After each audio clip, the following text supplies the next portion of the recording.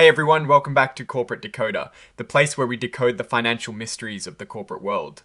Today we're diving into AppYea's Incorporated's latest report, and let's just say it sounds like they've been busy making some rather interesting deals. Before we dive in, if you're new here and love getting clear insights from dense corporate filings, make sure you hit that subscribe button. And if you want to chat with us and other viewers about these findings, join our Discord community linked in the description below. Okay, so AppYea's Incorporated, a company we looked at before, has filed a Form 8K report. This usually means something pretty important has happened that the public needs to know about, and it is not just a routine update. Think of it as a company hitting a major milestone or making a significant announcement between their regular reports. The big news here is all about agreements. AppYea's has brought two key people onto their board, Yakir Abadi, who we'll call Ya for short, and Eldar Edmund Grady, or EG. To make sure these important folks are on board and motivated, the company has signed some new agreements with them. First off, they each snagged a consulting agreement.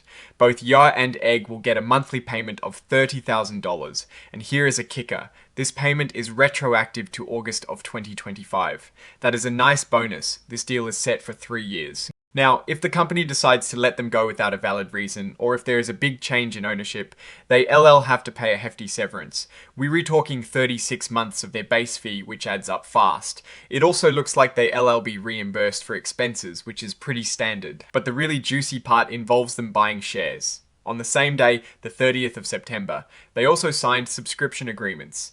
This means Ya and AG are buying a massive number of shares.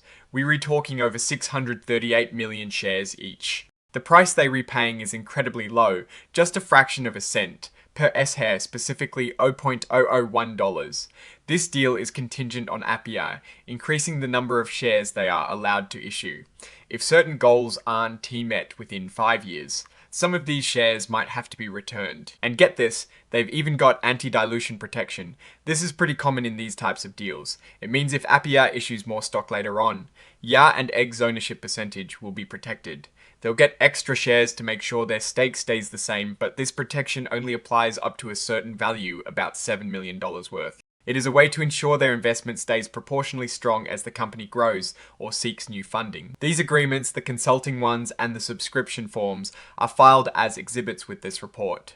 The details we just discussed are a summary, and the actual agreements are the definitive documents. This section just reiterates that the company is selling equity securities, meaning shares, and these sales were not registered with regulators up front.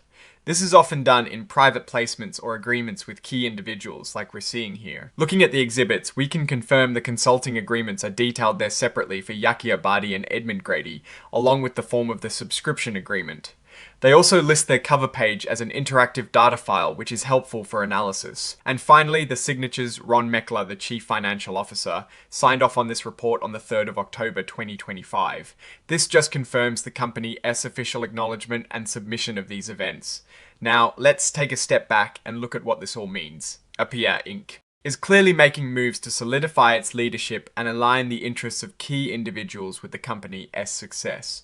Bringing in Ya and Egg with these generous consulting fees and massive share purchases signals a strong belief in the company's future, or at least an effort to incentivize that belief. The retroactive payments and the low per share price for such a huge number of shares suggest they are trying to attract and retain talent during a critical growth or turnaround phase.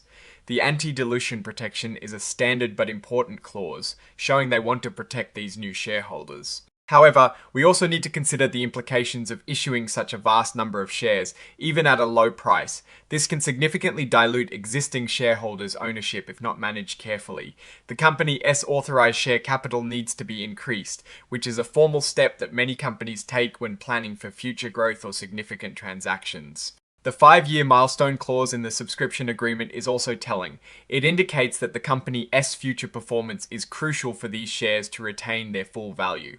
If they don't hit those targets, the value of these massive share blocks could shrink. From a financial perspective, while the report doesn't give us detailed financial statements for this specific filing, the nature of these agreements, substantial consulting fees, and large equity grants points towards significant upcoming investments in operations or talent. The crucial aspect will be how well these individuals can drive the company forward to justify these arrangements and achieve the milestones set.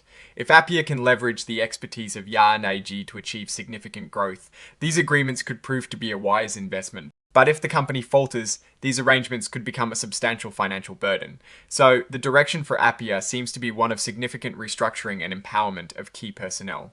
The potential upside is a highly motivated leadership team driving the company towards its goals. The notable risks are the potential for dilution if growth targets aren't met and the substantial financial commitment these consulting and severance agreements represent. My conclusion is that AppYea's is taking a bold step to align its leadership with its future, but the success hinges entirely on execution and the achievement of those critical milestones. Alright, that is our breakdown of AppYea's Incorporated's latest filing. What is your take on these agreements and what do they signal for the company's future? Drop your thoughts in the comments below. If this analysis was valuable, hitting that like button really helps us out. Subscribe for more deep dives into corporate filings. Oh, and don't forget to check out our Discord community in the description for more discussions. Thanks for watching, and I'll see you next time on Corporate Decoder.